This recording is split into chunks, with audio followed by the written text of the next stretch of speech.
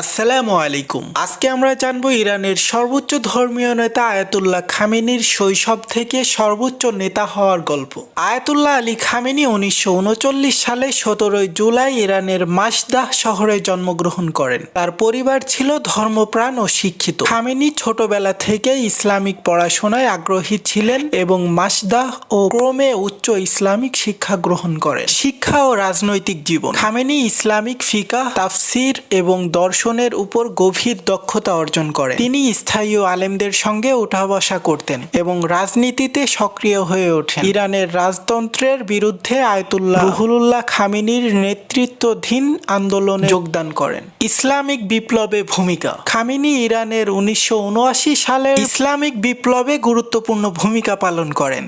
তিনি শাহ শাসনের বিরুদ্ধে আন্দোলনে সক্রিয় ছিলেন। এই সক্রিয়তায় তিনি জনগণের সমর্থন ও ভালোবাসা অর্জন করেন। তিনার ক্ষমতায় আসা। 1979 সালে বিপ্লবের পর তিনি ইসলামিক রিপাবলিক অফ ইরানের প্রথম প্রেসিডেন্টদের একজন ছিলেন। 1989 সালে আয়াতুল্লাহ রুহুল্লাহ খামেনির মৃত্যুর পর তাকে ইরানের সর্বোচ্চ ধর্মীয় নেতা হিসেবে নির্বাচন করা হয়। চারিত্রিক বৈশিষ্ট্য। খামেনি একজন নম্র ও দৃঢ়চেতা নেতা হিসেবে পরিচিত। তিনি ইরানের ঐতিহ্যবাহী মূল্যবোধ ও ইসলামিক নীতিমালার প্রতি আনুগত্যশীল। তার কঠোর পরিশ্রম এবং সাধারণ জীবনের প্রতি ঝোঁক তাকে জনগণের কাছে জনপ্রিয় করে তোলে।